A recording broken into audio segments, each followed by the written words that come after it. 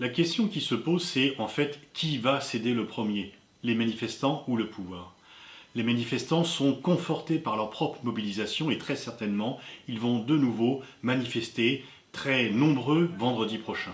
Cela rappelle les manifestations en Allemagne de l'Est en 89 qui, tous les lundis, se rassemblaient pour protester contre le pouvoir et au final, c'est ce dernier qui a cédé.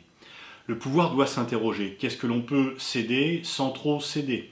En fait, les deux tactiques qui consistaient à annoncer un 5e mandat réduit de Bouteflika, puis à annoncer un 4e mandat prolongé de Bouteflika, les deux finalement se ressemblaient beaucoup, ont été rejetées par le peuple algérien et il paraît difficile qu'ils puissent être acceptés dans l'avenir.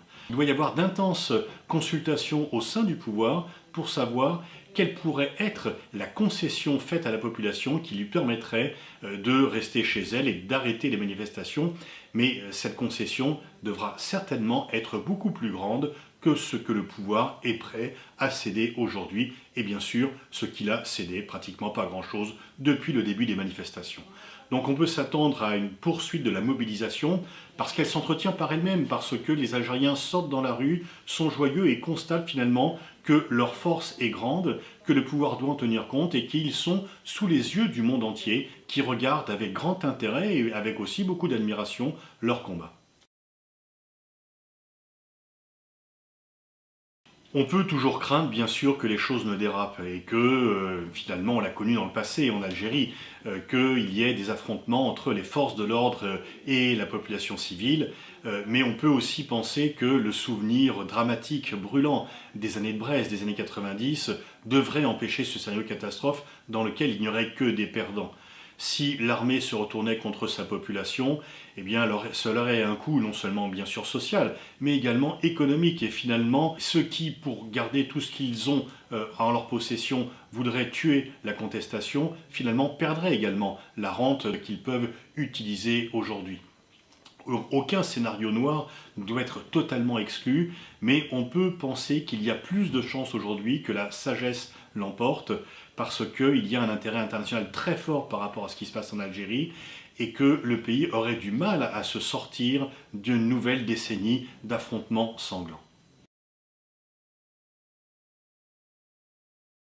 L'Algérie a de nombreux partenaires diplomatiques et bien sûr en tout premier lieu la France. Mais les États-Unis sont aussi un partenaire important pour l'Algérie et pour l'instant les uns les autres ne se mêlent pas trop de ce qui se passe. Du côté français, il est préférable que la France ne veuille pas trop indiquer son choix parce que toute interférence française serait considérée comme une ingérence. Donc la France, par définition, ne peut pas rester indifférent à ce qui se passe en Algérie, parce que nous sommes unis par l'histoire, par les populations, par de nombreux facteurs, et y compris d'ailleurs des liens économiques très forts. Mais des déclarations à l'emporte-pièce de la France par rapport au processus en cours gêneraient finalement tout le monde, et donc il est préférable que la France n'intervienne pas trop. Et on observe à peu près la même prudence chez tous les autres partenaires de l'Algérie, qui n'ont pas envie de radicaliser la situation par des déclarations intempestives. L'avenir de ce qui va se passer en Algérie aura bien sûr des répercussions énormes, non seulement pour le Maghreb, mais également pour le monde arabe, et puis peut-être plus largement dans le monde entier.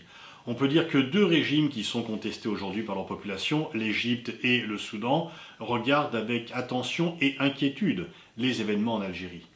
Si effectivement il y avait une révolution démocratique, un changement de régime en Algérie suite à des manifestations une fois encore pacifiques, avec un accord du pouvoir pour le partager de façon différente de ce qui existe aujourd'hui, eh bien ça serait une formidable leçon, bien sûr, une fois encore pour le monde arabe, mais pour le monde entier. Dans le monde arabe, les revers du printemps dit arabe ont été très nombreux.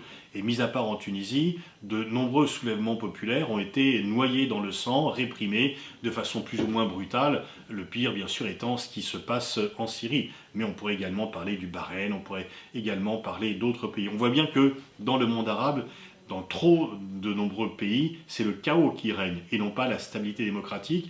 Et si l'Algérie parvenait à un changement de système politique par une révolution pacifique, ça serait un formidable exemple, une fois encore pour les pays de la région, mais dans le monde entier, pour montrer qu'une population unie, consciente, qui est au courant, qui s'informe et qui sait s'exprimer, eh bien, peut changer les choses et surtout qu'elle peut le faire de façon pacifique.